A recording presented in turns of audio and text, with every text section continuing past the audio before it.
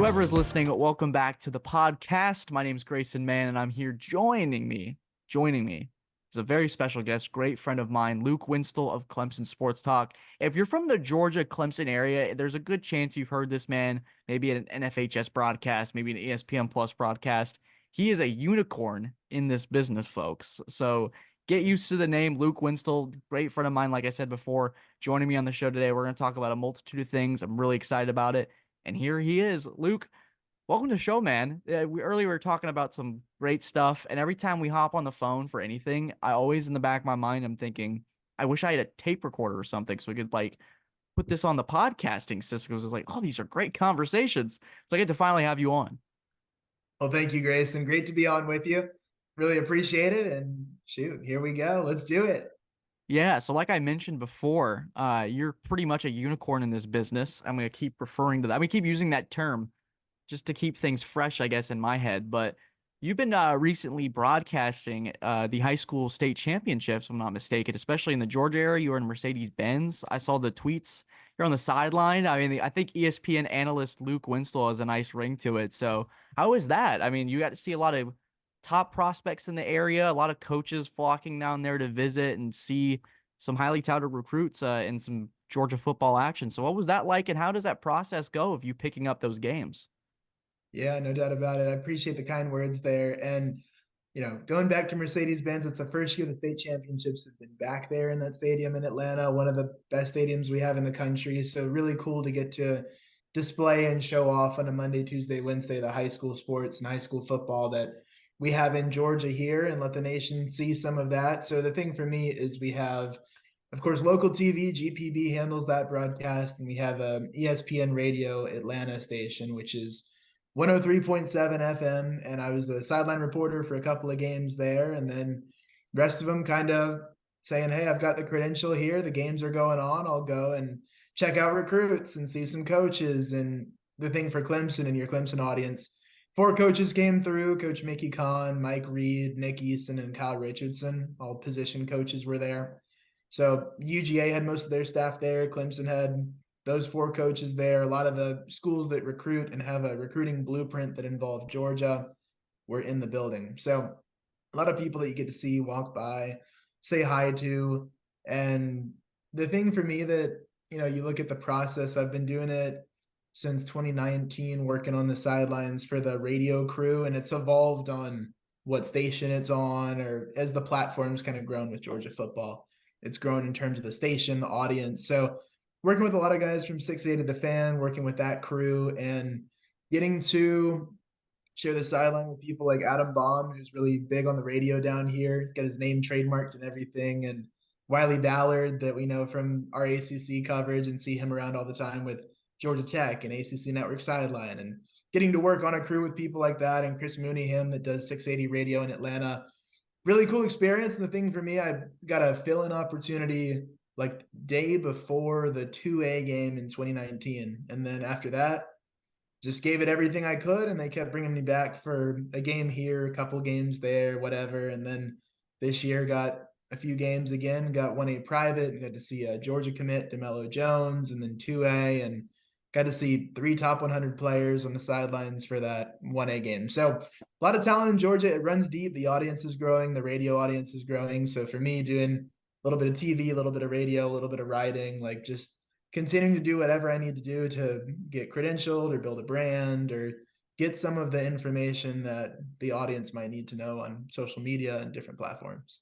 Yeah, and you can find them on Twitter. We'll link it down below. And it feels like with recruiting, especially for you, I think it was the spring game last year for me when I realized, oh my goodness, like you're pretty you're a pretty big deal to these guys. Because I think I was a Clemson recruit or somebody was walking out. We were waiting for players for the interviews. I think it was Klubnik and a couple other offensive guys. Oh, And yeah. a recruit walked by and he was like, I gotta find Luke. I gotta find him and say hey. And I was like, looking over, I'm like, oh. I was like, look at Luke go. And so I think we had talked before the spring game, just like catching up and stuff. But it's just, do you get that experience at the Georgia State Championships where a couple recruits might like stop by or like catch you in warmups and be like, give you a little point or a little nod there, just the notoriety? How has that grown with you over time? Yeah, the thing for me is when you look at the way that things work in recruiting media and high school media, the way that we do things, I'll do like a year-round cycle. So the thing for me is we head into the off season. Like I was talking about it, and this might be a little weird to say, but I actually enjoy the spring more than I do the fall, which I know is bizarre. Yeah, I know. Everybody, calm down. It's okay. Yeah, but the thing to me is we have like the Under Armour events that come out and they go around the country and bring out all these players, and that's where we build the relationships. The players work out, and no, that was good, Grayson. That's just yeah.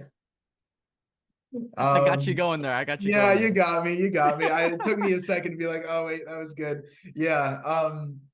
But spring, we'll have the Under Armour circuits and see these guys, and then 7-on-7 and go out to team camps and meet these players. And the thing to me is when I go out, it's all about developing sources. I know that, some of the guys you work with at Rivals are incredible at doing it. And for me, it is a process I know that takes years and years of time to build. So the thing is having a year-round process of spring. I have a certain circuit that I run. I do things around Georgia, sometimes maybe South Carolina, Tennessee, Alabama, depending on what's going on, and try to build that radius about 3 hours around Atlanta. And what happens with that is 7-on-7's international, or sorry, national now. And you have guys coming in from all across the country. You'll see players from California flying in. You'll see players from up north flying in. And then all of a sudden you're getting to see, just from being around the metro Atlanta area, I've had people walk up to me and say, oh, there's more to recruiting than just Georgia. And I say, yeah, but if I hang around Atlanta, they're going to come to me. They're coming to Under Armour events. They're coming to 7-on-7s. So I may not have as big of a travel radius in the fall, because if I'm traveling to a high school game or a high school practice, I've got to turn around and be ready for a Clemson game or whatever we have going on Saturday, Sunday, Monday. So to me, I get to expand the radius. I get to have more people coming into town. And when you have that happen, to answer your question, then you're starting to see guys, and you're not just a person they see on game day when everybody's there, but you're a person they see. Avion Terrell, I think the year leading up to his commitment, I saw him probably 4 or 5 times. So now even when I see him at Clemson, we kind of, point or a little nod, just acknowledge like, hey, how's it going? I've gotten to meet his family and his brother, and of course, AJ and mom. And when you get to see that, that's when you really build the ties of maybe someone will reach out to you instead of me having to reach out for an interview. Like one of the relationships with Shelton Lewis, I got to know him through a Cam Newton 7-on-7 event. He played on Cam's team for a while and was a very prominent corner on the opposite side of Avion Terrell on that team. So they've had that going on for a while. And with Shelton, he was one that on signing day, he reached out. He was like, hey, I'm signing. Here's what's going on. He's like, if you want to do an interview, here's what we can do. And the thing to me is, with the recruiting process, just seeing guys multiple times throughout the year. We know that they're grinding, but when they know that we're grinding as well, that's when those relationships are built to where not everyone gets it, not everyone respects it, and they don't have to, but some of them will. And that's where some of the players that Clemson recruits really care about the relationships, the people that have been there around them for a while. So now for these players, this is my third full recruiting cycle that I've covered. So some of these guys I've known since they were a freshman, like Sammy Brown. I think the first game I went to see him was the first game of his sophomore year. So known each other for a while. We can go and talk at some of the games and catch up a little bit when he goes and visits. And a lot of the positives of it is Clemson's recruiting these really high level individuals and characters. They're easy to talk to. They'll come up and say hi and be polite, and they're just the type of people that are easy to get along with. So that's where that comes from, is just seeing guys throughout the cycle. And then it builds the relationship to the point where sometimes I'll see a guy and not even ask for an interview. That's one thing of just knowing when not to bother somebody can gain you even more ground. So that's something I've had to learn over time, because I used to be the like, oh, hey, I'm in the building. Let's do an interview. Like, oh, I'm here again. Let's do an interview. It's like, wait, I just saw you. Like, and just knowing when to give and take and what to do to kind of help them out, and they'll help you out, and those kinds of things have fueled that. Well, especially if you have this interview or you go to these events and then you go home and write about how like they might have felt like they had a bad day, but you were like really impressed with the way they might have carried themselves during the event or the way they handled this certain drill, and they're like, "Oh, wow, I appreciate that." And so it kind of is that give and take, I guess, where you get the access and then in turn you write about them, and it just is this symbiotic relationship that I think makes the recruiting so interesting. And I don't know if that We'll get into this later. I don't know if we'll lose that personal touch the more NIL and transfer portal become more of a discussion at the high school level.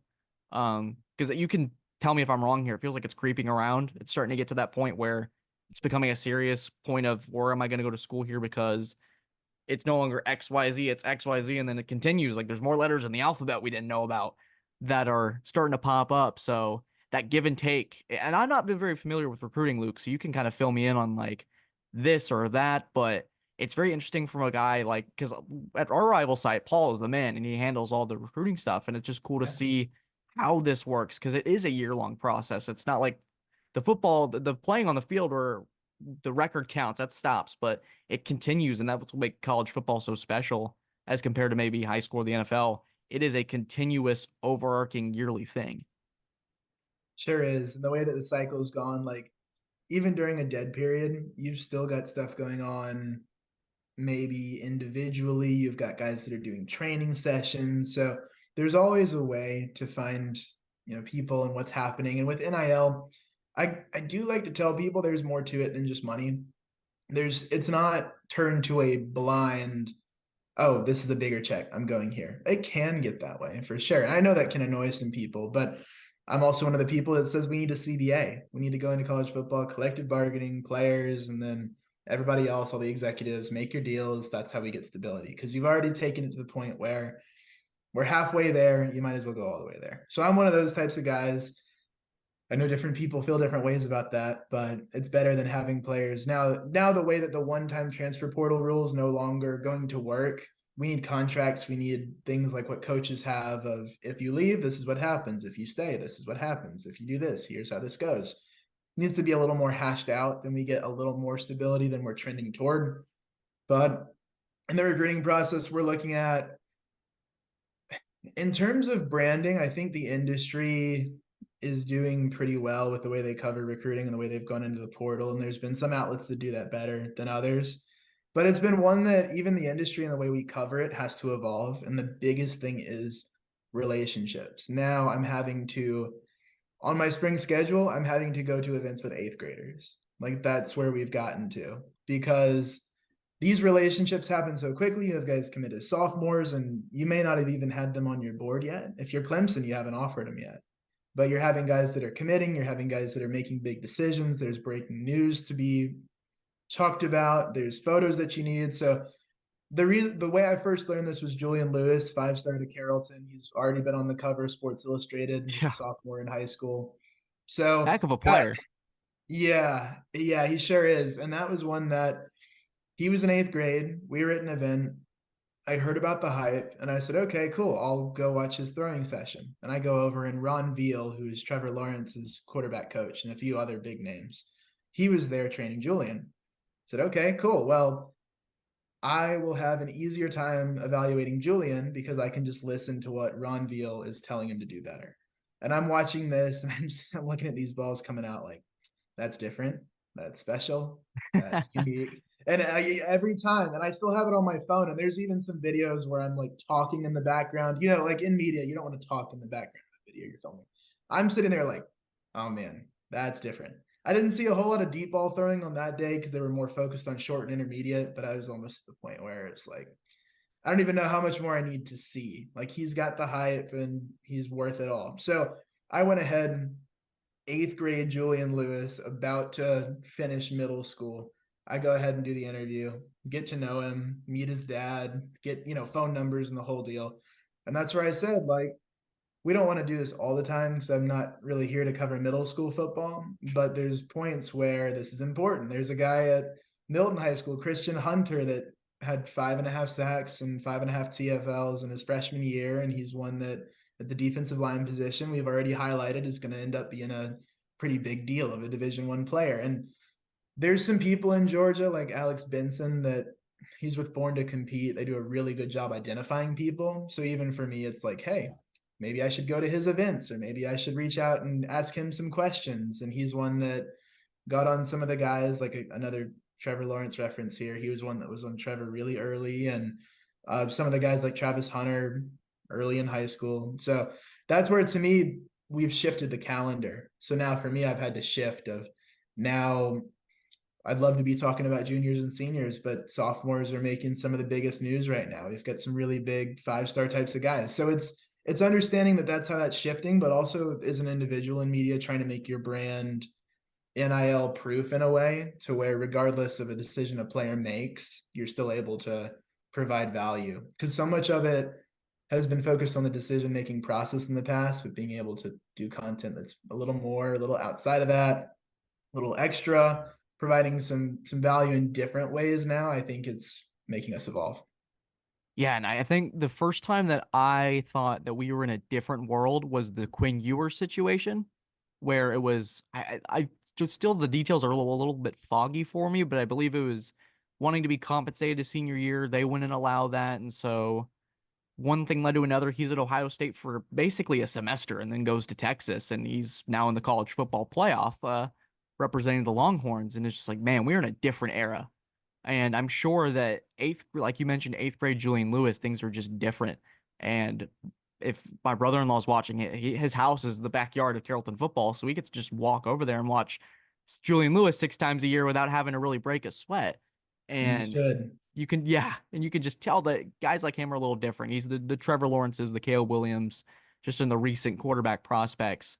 Um, it's just a different world. And you talk about NIL value and NIL proof. Do you think that sometimes I think when like, and I think this is we'll get into what this how Clemson plays in this formula because I think they have a unique advantage. I feel like I'm in the minority here when it comes to this, but and I guess I can might as well ask you what you think on this, but I think when as the recruiting has changed and you start to have kids going, okay, where am I going to go to maximize my profit or am I going to have to transfer out in a year? I think Clemson has a unique advantage where they're not forcing kids out of the transfer portal. They're not there's players that are Dabo's going to honor the scholarship essentially. And you got like where I'm not trying to put words into people's mouths, but like Georgia's, the Alabamas, there may be a third string receiver on scholarship. They're like, hey, you might be better off headed to the transfer portal. And that's not happening at Clemson. You see, maybe there are kids like the Sammy Browns of the world who see that and see how there's Clemson's almost that old relic and that old wise sage that like refuses to change the ways. He's still got a flip phone on him. He's not going to convert to Apple or Android.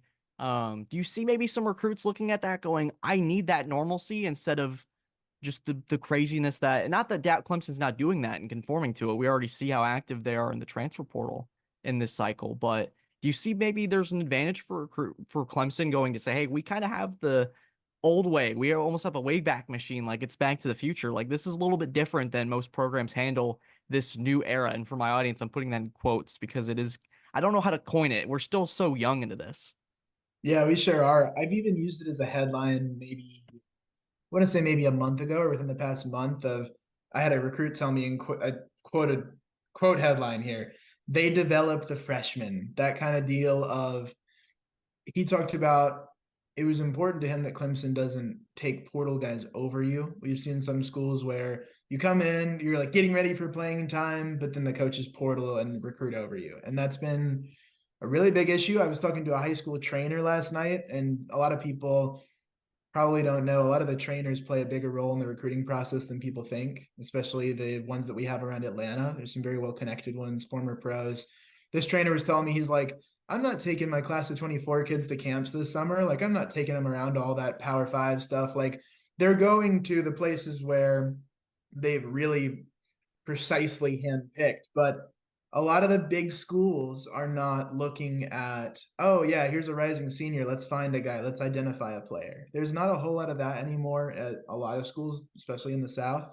It's a lot of, oh, we need help now. We'll just go to the portal. And I've had some coaches tell me that if there's a portal kid and a high school kid that are a similar grade, it can be a tough decision. But on the flip side, I've heard some college coaches tell me that they'd rather take the high school kid than the portal kid if more years of eligibility, if they're around the same level. So you see ups and downs to it. And the thing that I look at with Clemson is players that want a little security of, okay, they're not going to portal over me. They'll be a little patient with me. I'll get my redshirt year. If that's in the plans, then move on. That's something that they're definitely using as a recruiting point. Now, I do think where we are right now is interesting in covering this Clemson process because they're having to figure out where they stand of, okay, we know we need to use the portal, but how do we use it without ditching that philosophy that we're pitching?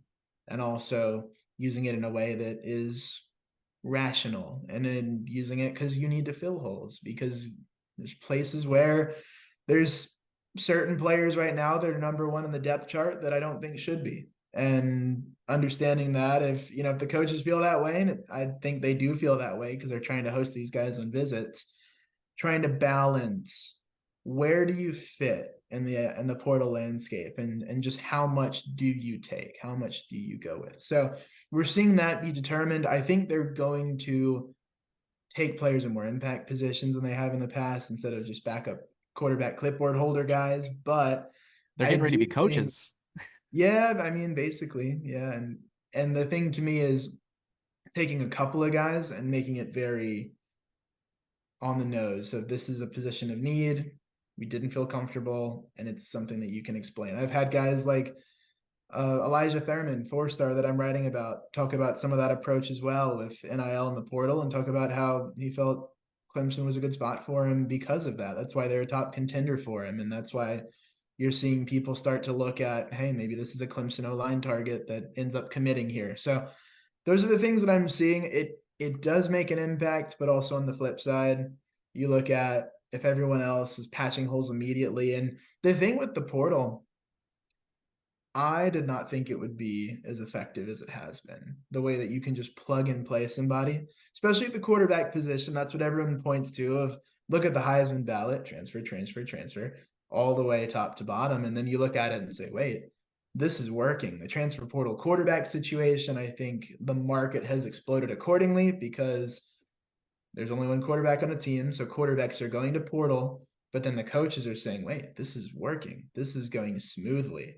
And sometimes in year one with a guy, you're making a big jump. And we're seeing that theory be tested at other positions, but it's been working so well. Obviously, in the ACC, you've got a Keon Coleman that's a plug and play borderline All-American. And you're looking at some of those things that you're hearing the announcers on TV say, oh, yeah, he used to go to this school. And I've seen it, even more in basketball broadcasts. I was doing spotting charts the other day for a couple of mid-major men's, and then same for women's basketball teams. It was like 80% transfers on the way that was going. So every player, I was making a note, and then I got to the point where I was like, it's actually not noteworthy. It used to be when I started, even back in 2019, college sports, college basketball, if someone transferred, that was something that you would maybe mention on a broadcast because it's a little different. It's part of their story. It's a unique journey. But now it's like everyone's transferring. So it's like, this is not really noteworthy anymore. And now in football, we're seeing that of a couple of teams in the ACC who try to,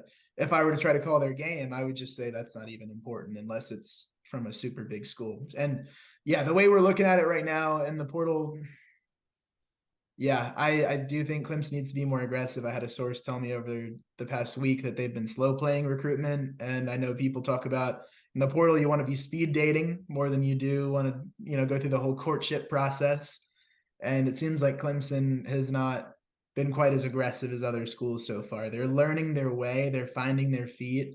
I wouldn't get too discouraged about the early misses in the portal. They are a couple of big swings and misses, but they're at a position where now you just have a new coach. They're finding their strategy with Matt Luke and figuring out where they want to go in the O-line. So yes, while those were some big swing and misses in the portal, it's something that I think is going to take a little time in the approach. They're going to have to learn how to do this whole speed dating thing. You can't slow play the portal the way that you slow play recruiting, and Clemson's still getting away with slow playing high school recruiting, but it's going to need to be a little different approach if they actually want to land some of these guys. Do you feel like and I think you touched on this really early, and it was fascinating to me that it's a thought that I've thought about, just pondered in, especially in this situation, because you talk about patience and development and how certain freshmen come in and maybe it's not immediate. It's not a just they get it. It's sometimes it's learning the playbook, learning how to be a college football player, learning how to just be a college student in general. It's quite the transition for a lot of people. And Yeah. so maybe it doesn't hit freshman year immediately. Maybe it takes your junior year. Maybe it just takes the spring to say, hey, okay, this guy's figured it out. Is that patience you feel in these bigger programs? I'm going to look at a program like USC, Colorado, where their entire roster, and like you say, it's no longer noteworthy that a guy's transferring when maybe an entire roster is, the story is that all the rosters transfer players. I mean, I think I looked at Colorado's new offensive line. It's going to be their starting five is all transfers. They Yeah. saw the need and they sped that up. They love the speed dating process. So I think Dion wants to get that with Colorado. I think actually last year when I had you on, we talked about Dion to Colorado. So I'm actually Did. interested to see how we predicted that would play out. But back to what with this patience thing, do you think this idea of patience and development in college football may be lost depending on the program and just saying, hey, if we can't find him, if this freshman 5-star we recruited isn't having 60 catches, 1,000 yards this season, isn't what we really want, there's a guy in the portal we think can do the same thing. And it's just that quick. Like players are getting lost in the portal, lost in the depth chart just because of that lack of patience, because there is that option now. And like you said, it's worked, especially at the quarterback position. You see Ohio State with Kyle McCord. They're probably 6 points away from being in the college football playoff because they weren't going to lose to Iowa. Let's just be real here. And so you see that with McCord. They're already moving on, it feels like. And he's taking a visit to Syracuse, is what I saw as of recently. So is that patience in your mind something that's just going to be lost and something we have to accept? Or do you maybe see different programs handling it differently? Couple of things that come to mind for me. I think first off, we see how much a coaching staff believes in a player, and we see it very quickly and in ways that we never would have seen 5, 10 years ago. And we're seeing there will be guys that I've covered in recruiting. I say, oh, cool. Yeah. He's been there a couple of years. Like, it's his time to step up. The guy that was in front of him is going to the draft. And then all of a sudden, it's like X school gets transfer player. And I say, oh, I guess they didn't believe in him. Or maybe they did believe in the guy and there's other external factors. But to me, it's like, would you have gone out and gone through that speed dating recruiting process with a player at that position if you really believed in the guy behind him? So think about like Clemson, for example, if you didn't believe in, let's see. I don't know. Here's an easy example. Georgia, Brock Bowers goes to the draft. If they didn't believe in Oscar Delp, we would know because they would have portaled into tight end. But they believe in Oscar Delp. That's an easy example that comes to mind. Then we're looking at on the flip side with patience, we're looking at players that get jumped on the depth chart. And there's even times like last year when we started to see after the Georgia Tech game, the young corner stepping up. I didn't know who it was, but I was talking to a couple of guys in the press box. I said, okay, Avion's jumped at least one person. If Shelton Lewis jumps a guy, we're definitely having one, maybe two corners transfer out. That's what we're looking at because it's gotten to the point where we look at some of the biggest reasons for transfers. I'm looking at players that don't get along with an assistant coach very well. The marriage did not go as well as they thought it would in recruiting. We're looking at the types of situations where guys been passed on the depth chart. And then we're looking at a spot where guys feel like they need playing time and they're going to get it more elsewhere. And of course, there's NIL and tampering, and that's a totally separate thing. But I'm talking about the legitimate football side of things because tampering is rampant. I hear about it a very good bit, and I'm not near as connected as the national personalities that I'm sure hear about it every 10 minutes. But the thing for me with tampering is it's not the kind of thing where it's like, oh yeah, the coaches have been DMing this player or texting this player. It's in all these creative ways. These college coaches, I knew they were creative kind of growing up, following recruiting and hearing about this stuff. And yeah, you hear every once in a while about the McDonald's bags and Jeremy Pruitt and all that kind of stuff. And Oh man, what a distant memory.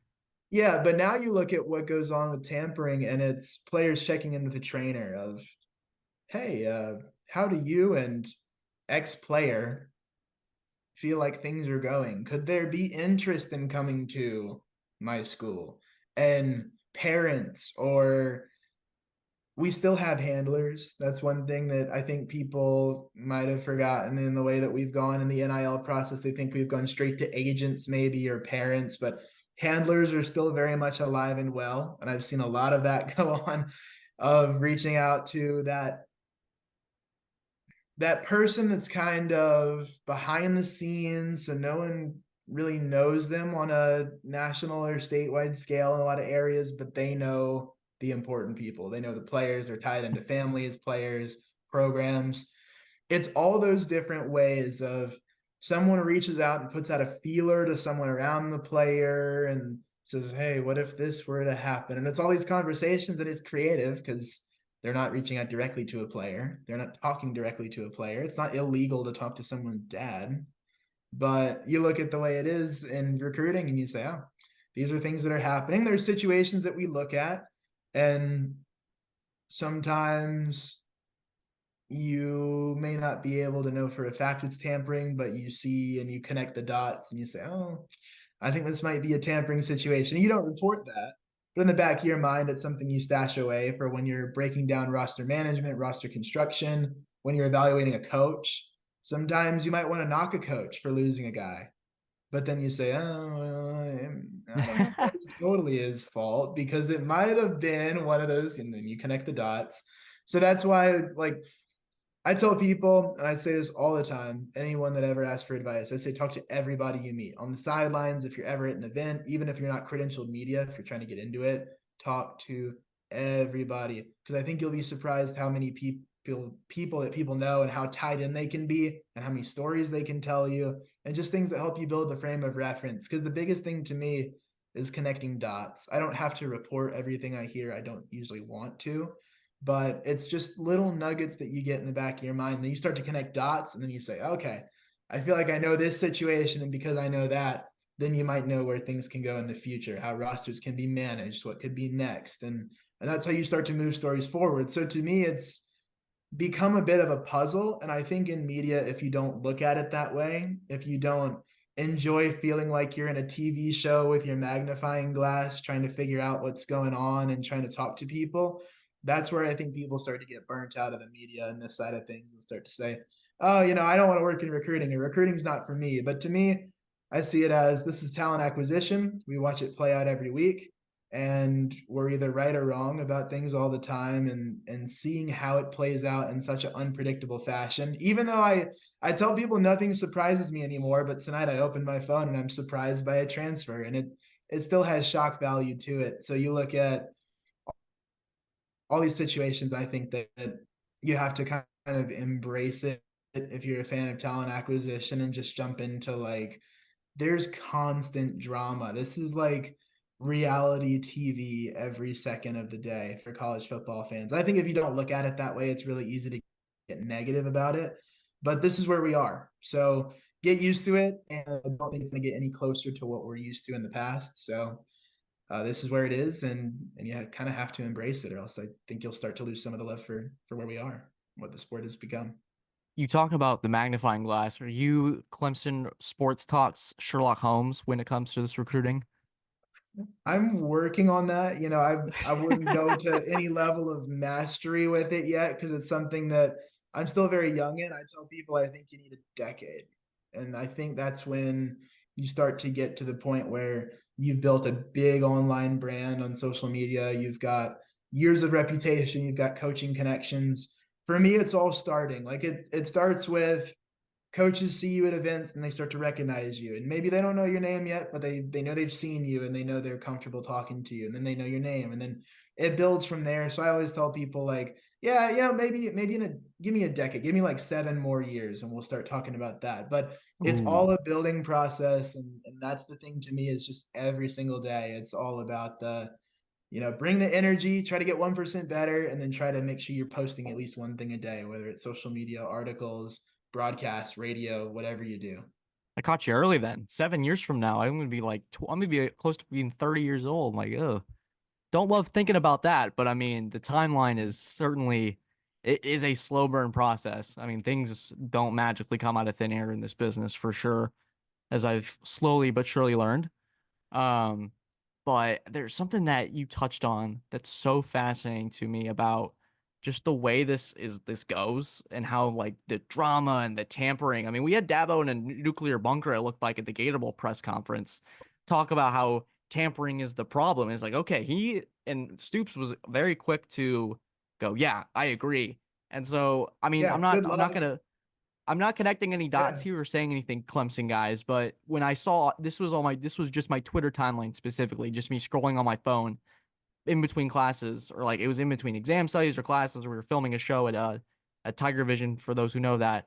yeah, See Andrew Makuba announcing he's entering the portal, and then I slide up and I see a picture of Lane Kiffin in Oconee County in South Carolina. I was like, wait a minute, like he just posted that.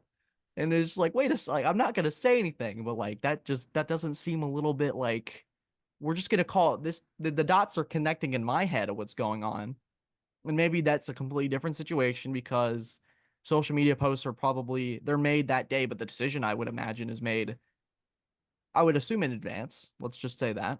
Um, Yeah.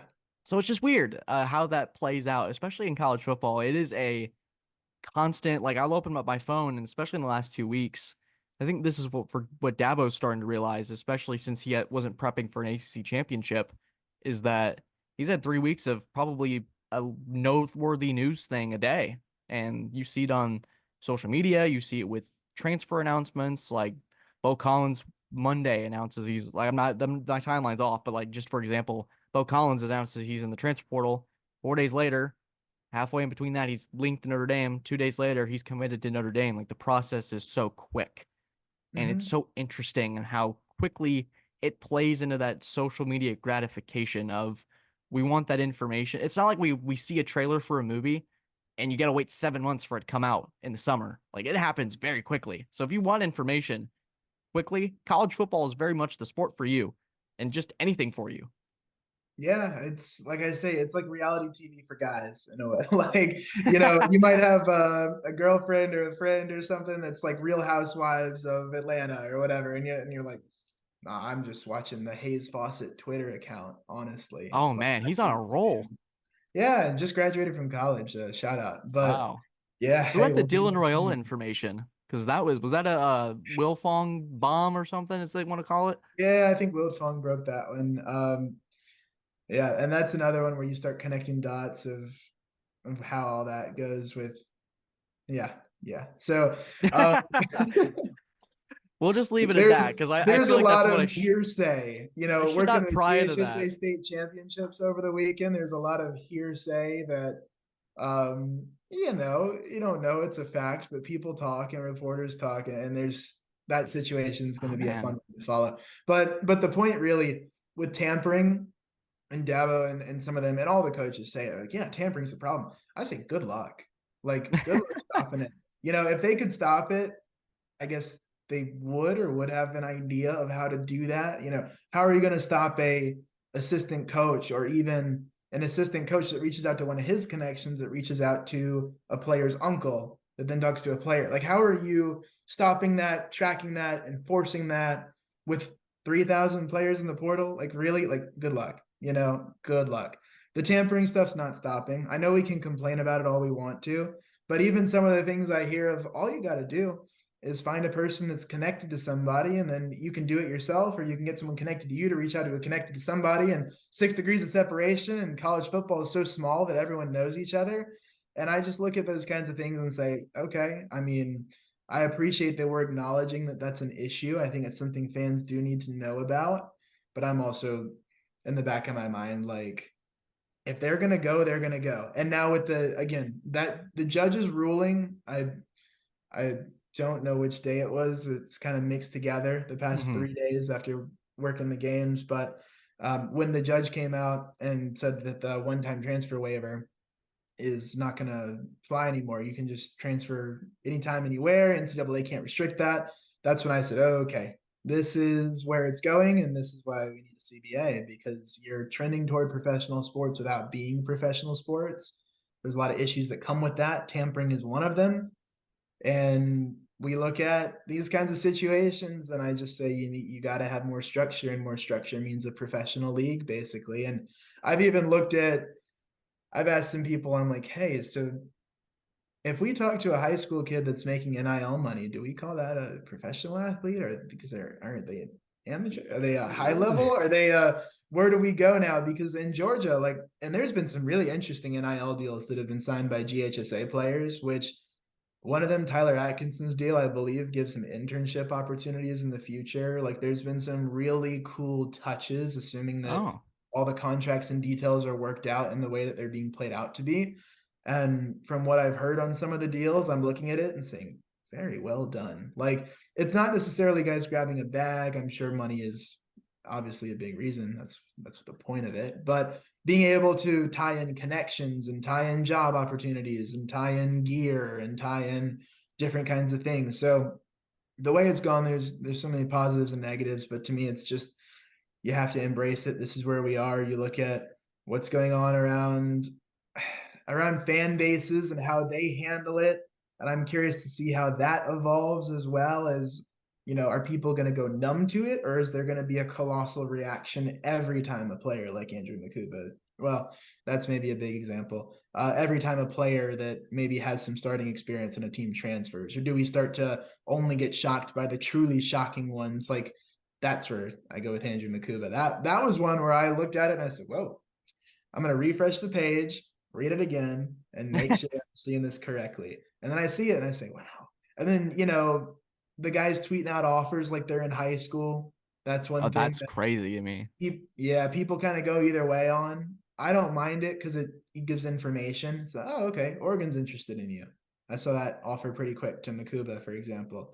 And how do we handle this process? I've seen guys in the portal like that really reach out, and they're even more responsive than they were in high school, and they're big name guys, and they're kind of treating media and treating marketing differently. I've seen some guys kind of run away like, wait, no, I'm not doing any media right now, like this is not happening. So seeing the way that people handle it, like I'm not seeing a whole lot of trends yet. I'm seeing a lot of each side of things, so I'm curious to see what the trends become, and that in a way, who are the trend setters for the way that this is going now that we're allowing people with the ruling to transfer anytime, anywhere, in conference, whatever, can't restrict it, and just seeing where it continues to go. Are we going to see the majority of quarterbacks jump in the portal every year because they either need more playing time or can get more money? Where do we sit on that kind of thing? So the trends, like where we are right now, is interesting. I'm just thinking bubble trend. Do you change rules? It takes so long to do that. But yeah, it's so much drama to me. I'm like, okay, yeah, let's It's do it. it's fun. You got to be along for the ride, I guess. And just with the quarterback conversation, if you wanted a great advertisement for the transfer portal, if you're a quarterback looking to go to a bigger market, Bo Nix at struggling Auburn goes to Oregon. Likely will be a first round draft pick this spring. Jane Daniels struggles a little bit at ASU, transfers to LSU, gets tutelage under Brian Kelly. He's likely to be a top 10 pick when this is all said and done. I wouldn't mind him on the team that I'm representing right now on my hat, is all I'm going to say. You look at Michael Penix. His most infamous moment was the pylon at Indiana. I remember that game very fondly. Now he's taking Washington to the playoffs. Probably will be a first round draft pick, I assume, especially in a loaded quarterback class. Marvin Harrison, not a he's the only one that wasn't a transfer, but you're looking at him like there's a rumor floating around he may stay and collect a massive NIL. Granted, that's a rumor, and I think he probably will go pro if I had to guess, but it's just interesting how it has changed. And the Heisman Trophy, I mean, Joe Burrow, I guess, was the first one, but we really weren't in that time yet of quarterbacks entering the transfer portal and then winning the Heisman Trophy and it being like a common thing. Joe Burrow was more of an anomaly in 2019 when he transferred to LSU. And so it was more of a unique situation, I guess, in that point. He was more of a lesser known name before he really took off at Yeah. LSU, which is weird. So it's just how this plays out. With we might see more of like the Heisman finalists for the rest of time, as the winners might be coming from different situations. And I remember watching Jaden Daniels at Oregon beating Justin Herbert, who's one of the highest paid quarterbacks in the league. He's now going to the NFL. Like it's weird to see how these things play out, and there's so many storylines, a new season every year. It really is like a TV show, like you said. Because if you really are invested in it, then I feel like you're rewarded. It's like following along with like the not to be a huge nerd here, and you might appreciate this or not, is like when the two big Avengers movies came out in Infinity War and Endgame, and they had all the references from the old movies. And so there were so many moving parts with those that two-parter. If you understood them, you were more likely to enjoy it and be like, hey, I was rewarded for my investment. And in college football, if you follow this like it's like a habit or a hobby, even if it's not your job, in next fall, you're like, oh yeah, I remember following that kid 2 years ago. This was cool to see. Like it's so interesting, and I guess that's that side that I don't think about as much. Yeah, and it all comes from the whole, if the NCAA hadn't built their business model on a what I think is unethical practice, we wouldn't have gotten to this point. So if we're looking at the like original stuff of the whole student athlete, like if you sign an autograph and get paid in, $1, then we're gonna suspend you. That was the kind of thing to me that when you build it that way and then try to change it, but you don't commit to becoming the type of model that you're kind of representing yourself and presenting yourself as is almost a pro sport. The way that what's the difference between college and the NFL financially? Obviously dollar figures, but the way they structure things is somewhat similar. And to me, I look at we're trying to change this on the fly as we go, making like incremental changes in these ways. And to me, getting to the point where, okay, yeah, the players needed to be able to make NIL money. Yeah, where could that go wrong? That's what CBA. And then you look at, okay, players can move around. Where can that go wrong? That's where you need actual contracts to hold people down in situations. So yeah, that's where we're getting to in college football. I think it's becoming honestly what it should be. You shouldn't have players out here that can't make money off their names or can't make money off what they're doing, because we should have this market that's open and free. And I know it's hard for some people, and I know that there's going to be casual fans, and casual fans are a great thing in college football. And there's going to be people that tune in and look at a team and say, oh, wait, I don't really know many of these people. Where'd they come from? What they do? Maybe some people are curious. Maybe some people are turned off. I understand both sides. And that's the trouble of it. It's also the type of thing where if you want college football to be a year-round sport, here's your chance. This is where the calendar needs to move. And I think there's a recognition to the point where change could actually happen somewhat quickly. The calendar is just terrible. Why are we having people opt out and not opt out? Sorry. Why are we having people hit the portal and opt out before the bowl games? Why are we having free agency start before the postseason? Could you imagine if the Patriots had to re-sign their free agents before they could go play in the playoffs? Like, it doesn't make sense. I understand the old ways of things.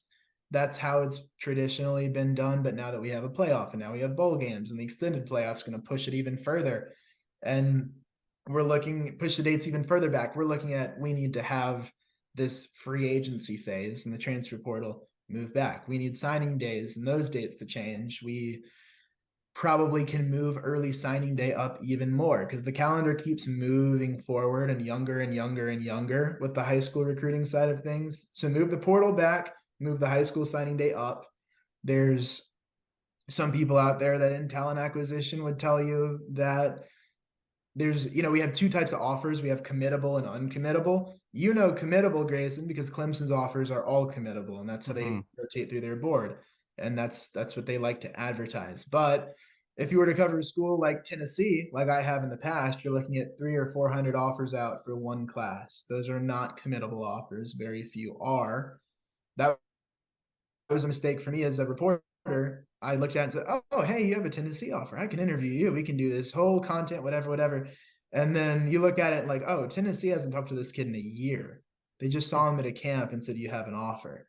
And those kinds of things that you look at and say, oh, wait, you have to ask a kid, are they communicating with you? And they're like, no, they haven't talked to me since October or whatever. Oh, okay. That's not really on their board. And you're sorting out boards, and that's a little hard to do on the media side. But for the players, could you imagine like, oh yeah, this school's offered me, let's call the coach, let's commit, let's figure this out. And then they're like, oh, well, we actually have another guy ahead of you. Or even in the portal season now, there are guys that have committable offers, but those offers in that spot might get filled by a portal player that happens really quickly, and you may not have advance. And then or even if you do have advance, it could be small. And then you're looking at your committable offer becoming uncommittable at the most important time in the cycle. So high school recruiting can move up, portal can move back. We can have our playoff and have our separation happen in the middle. So those are some things in college football that I think from a talent acquisition perspective change the way we look at it. But imagine if we have this playoff that goes now 12 teams toward Super Bowl time,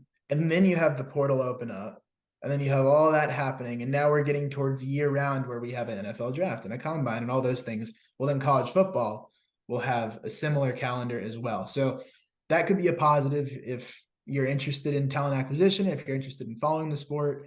That's one of the things that I think helps it grow.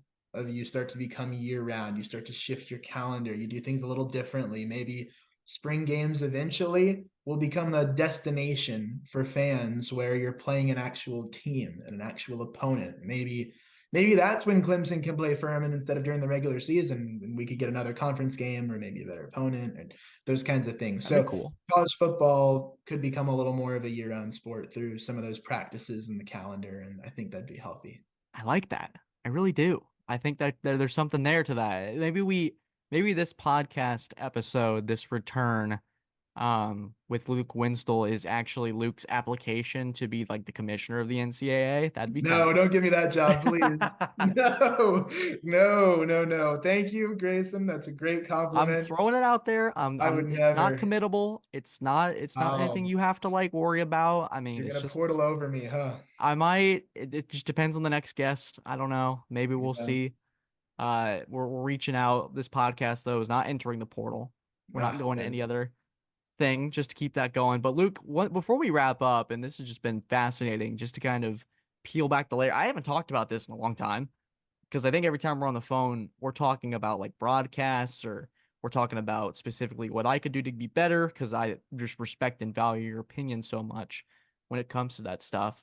But I'd love to get your thoughts on the college football playoff. I don't want to talk about Florida State because that's old news. Yeah. I don't want to either really anger somebody or really I might anyways. I mean, this is kind of how it is.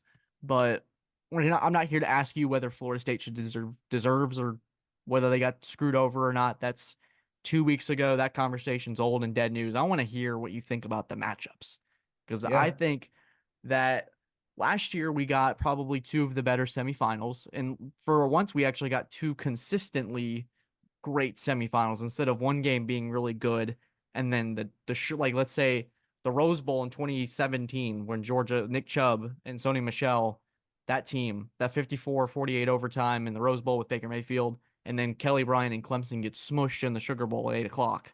It's more of what we had last year where TCU and Michigan are punching each other back and forth and then CJ Stroud goes unconscious against Georgia and is a play or two away from beating them and then playing TCU in the national championship. This is one where I think you're going to get two separate styles of games. I think Michigan, Alabama, to me, it feels like that's going to be low scoring. I think it's going to be really a coach's battle where it's going to come down to who makes the last mistake potentially, which quarterback, which I think both have their flaws in their game. I think Milrose is probably a little more talented in terms of his scrambling ability than McCarthy. And McCarthy has just disappeared off the face of the earth when it comes. It really has been Michigan's running game that's carried them through this last portion of the season. That feels like more of a chess match. And then I think Texas and Washington is going to be so much fun in terms of just the offensive output. Two great quarterbacks, Quinn Ewers and Michael Penix. I would say that there would be a physicality advantage, but I think Washington beat a really physical Oregon team twice in the Pac-12. So I'd love to hear your thoughts about where you think that stands and just your thoughts on just, I don't want to get you in trouble with a pick or anything if you don't Oh, you're have that good. ready to go, but love to get your thoughts on the matchup as we get closer to that because before we know it, it'll be New Year's Day and we'll be seeing, I think, the four best teams in college football going after it for a national championship. Yeah, yeah. I mean, the thing to me, when you look at how we got to these four teams, I don't know how we thought we could have five power conferences and four playoff spots just for the past decade, because you're automatically assuming that one conference at minimum is not going to have a playoff worthy team. I know sometimes you have multiple conferences that haven't had a playoff worthy team, and that's where we've seen Georgia and Alabama both in the playoff, and Michigan and Ohio State both in the playoff. And I get that, but also it was like I've always thought six teams was the appropriate number. I thought you give two teams a bye and then let the other teams battle it out. Then you play each other, play each other. You don't have too many games. But we've got four. And for now, I'll take the This is the two final lower one. seeds. Yeah, I mean, hey, gosh, here we go. And the thing for me, like, I'm not working any of these games, calling any of these games. I'll pick them. I'll take the two lower seeds. Honestly, I'll take Texas and I'll take Michigan. I mean, sorry, I'll take Bama and Texas. And the thing to me that I'm looking at, Bama is one of those that feels like they're peaking at the right time. I've been pretty impressed with their improvements throughout the season. I know people talk about Milrow all the time, but I'm looking defensively. Their linebacker group is just a lot of raw athletes that we saw in recruiting that are like, oh, this is a very freakish player. And now you look at that, and then you look at Dallas Turner, and I'm saying, okay, they're going to be able to contain the edge pretty well. I believe in them stopping the run. They're going to make JJ McCarthy throw the ball the way that I'm seeing things. And I don't believe that JJ McCarthy can win a matchup against Kool-Aid McKinstry and Terrion Arnold. Like, I don't see it. And You saw the video, hate to cut you off you're the good. and out. You saw the video with Michigan looking at their who was going to play them in the playoff, and I thought it was Yeah. like everything you want to know about whether the committee got it right or not. I hate to say this, Florida State fans, but it felt like there was an odd, like someone had died in the room. It felt like when Alabama got slotted in as a force, he was like, "Oh, you know what? We got Saban has a month to prep for us," and that always has felt like it's like the Belichick. If Belichick has a month to prepare against you, it's like, or Saban or Kirby Smart, you're like, "Ooh." I don't feel great about that, especially with how Bama's peak, but go ahead, continue.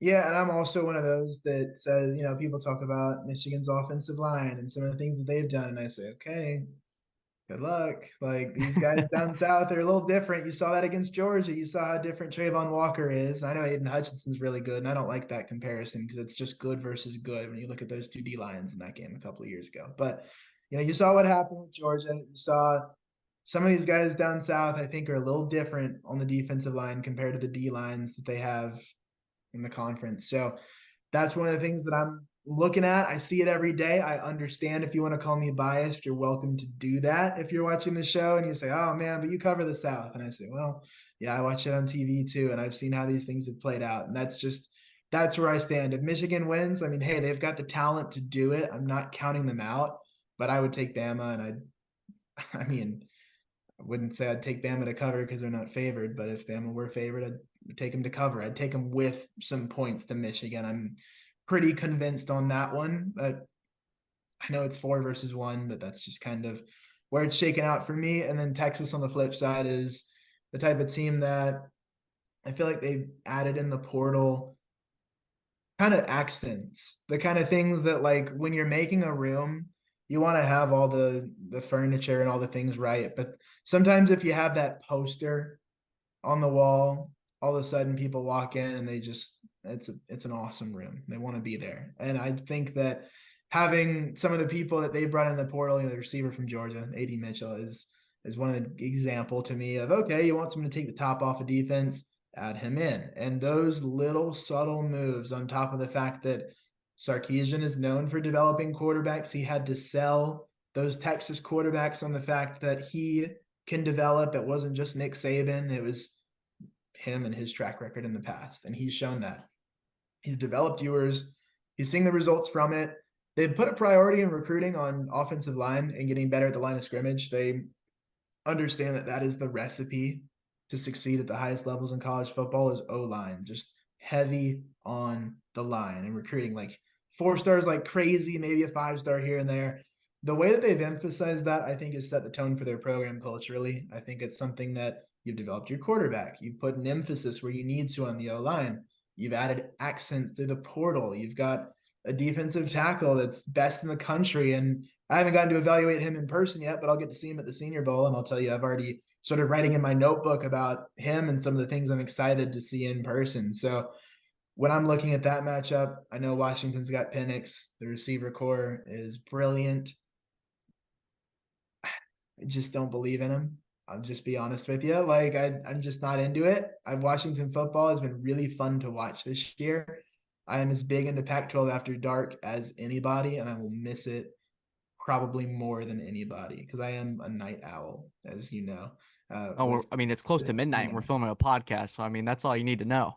yeah, so like, I'm not a Pac-12 hater by any means. I love it. I will miss what we have on that coast.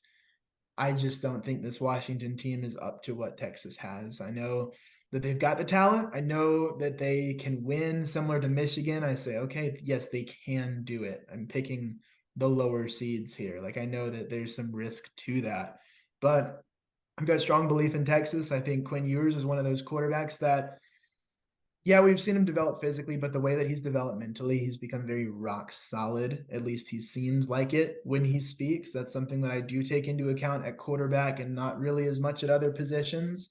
But the way that he seems so level headed, the way that he seems like a player that can guide a team. I'm just, talking about some of the star players here of just guys I expect to make a big impact. And I'm looking at those two teams. I'm looking at Texas, Alabama in the final, and to me, it's flip a coin, but I'm kind of leaning Bama at this point. I've just been so impressed with the defensive development. I know the offense people talk about, but the defensive development to me is one that I'm looking at. Like, I'll take those corners against anybody, and the linebacker group is just so athletic that I'm starting to say, okay, they don't have the true defensive tackle that some teams at the championship level have had in the past. There's no Jalen Carter, for example, on that interior D line, but it's still a big group I believe in defensively with Alabama. And I just defense wins the championships. Milroe's so scary offensively. So, if we're going through the bracket, I'll take Bama. I know that might seem a little crazy, but that's where my head is. The way you describe Bama, it feels like the old Alabama teams, the vintage Saban-esque defensive squads where it's a strong front seven, a very complementary secondary. I think even more so the case this year. I remember I was listening on the radio on the way home to the Alabama Georgia game, and I think it was on Alabama's side. I think Alabama cornerback went down, one of their starters. I don't think it was Kool-Aid.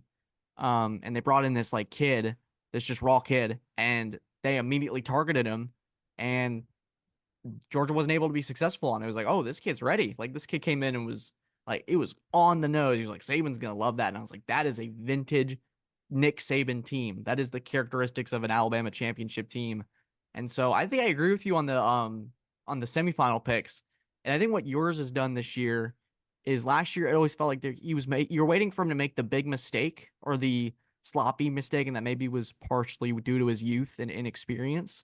It just looks like a much more refined team.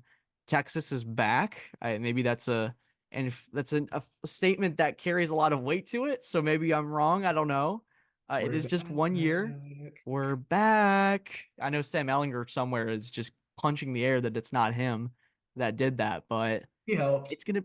Yeah, well, he helped for sure. That was a big game.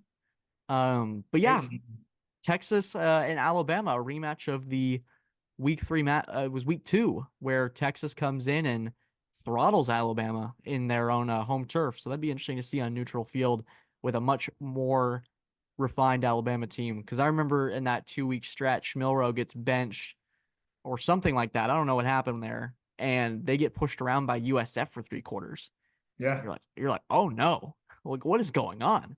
So we'll see how it goes, but this will wrap up our really, I think this is one of my favorite episodes I've done in just terms of conversation on the Man with a Plan podcast. Subscribe wherever you are available. If you're listening to it on Spotify or our radio audience, as I like to call it, just let us know what you think. Leave us a 5-star review. YouTube, let us know what your semifinal pick is, and just maybe drop a couple comments about Luke Winstel, what you thought, why he's just the coolest guy ever, and just a great friend of the program. I'll drop his Twitter and his website.